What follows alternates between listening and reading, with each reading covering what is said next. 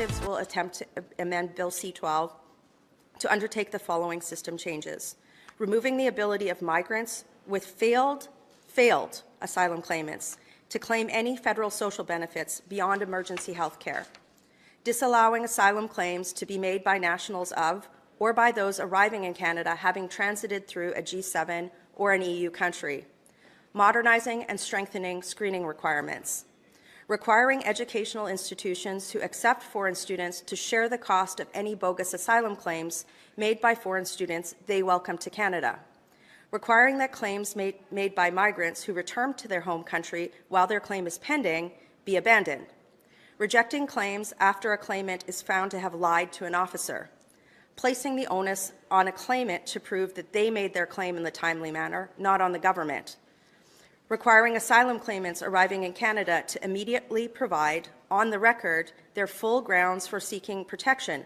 preventing later use of unscrupulous lawyers to game the system, as we've seen many reports of, modernizing the appeals and judicial review processes associated with the asylum system, creating a new, transparent and clear reporting requirement for the government to disclose the amount of federal benefits received by asylum claimants, modernizing the content of the annual report to Parliament, and modernizing the IRB appointment process to better consider the province's merit-based candidates and reduce the politicization of the review system.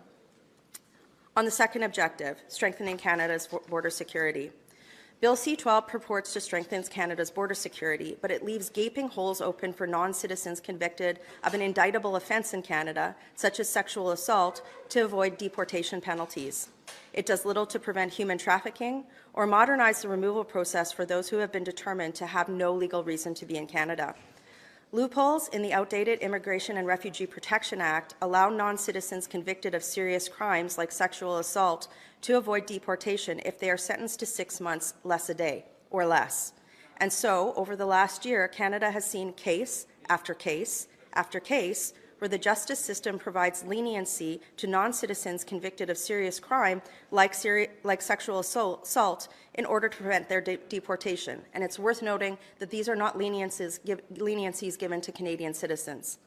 For a non-citizen, our laws and practices state that staying in Canada is a privilege, not a right.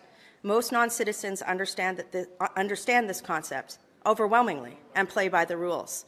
That said, being convicted of a serious crime should be a minimum standard that Canadian law enforces when it comes to deciding whether or not a non-citizen should be allowed to stay in the country.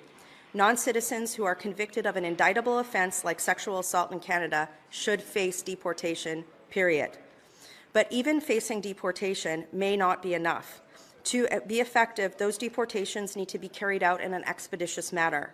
Recent reports show that the Liberals have lost track of nearly 600 convicted criminals scheduled for deportation. To fix these issues, Conservatives will attempt to constructively amend Bill C-12 and make the following changes to strengthen our borders.